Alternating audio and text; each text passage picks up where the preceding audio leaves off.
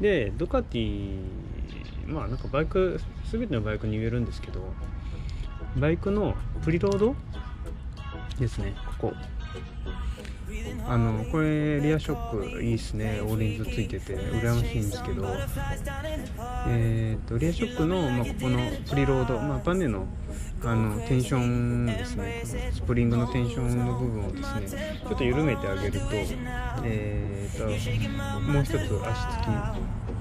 ちょっとこう車高っていうんですかね、シート高がちょっと下がって、またもうちょっと足つきが良くなるということで、ちょっ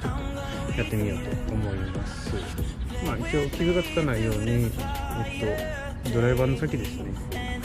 ドライバーの先にちょっとこういうクッションみたいなの当ててあげて、でハンマーで叩く。できなかったら工具買ってきます。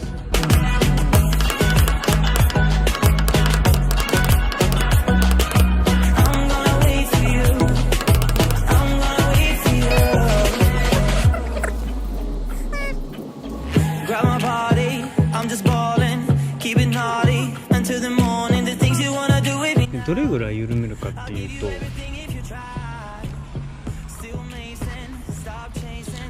サスペンションで一応1センチぐらい、ここからここを1センチぐらい残して、あんまり緩めすぎちゃうとダメなんで、これぐらいとりあえず緩めてみようかな。半分ぐらい緩めようかなと思います。それぐらいね。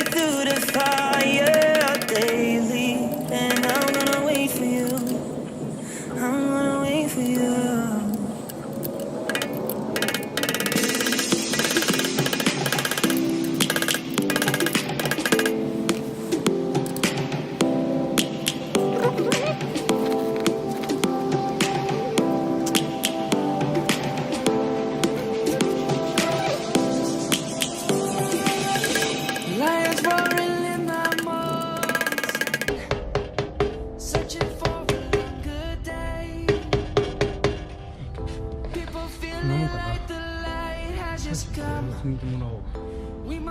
下がったんじゃないかなと思うので、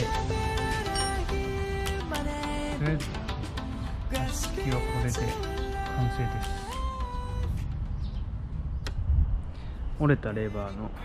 交換ちょっとしようかなと思ってます。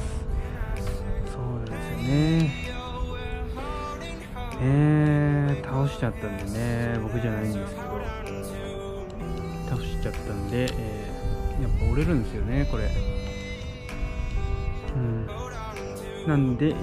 日ちょっと部品届いたんで、新しいレバーつけようかなって思います。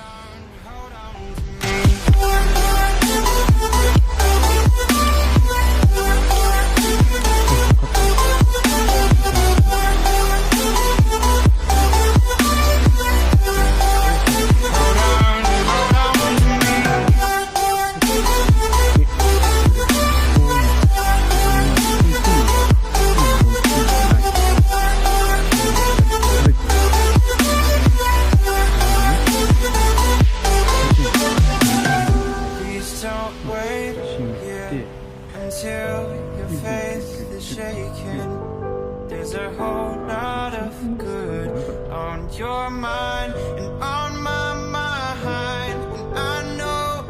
that right now I'd like to play the part to rebuild you one more time. And I say, hey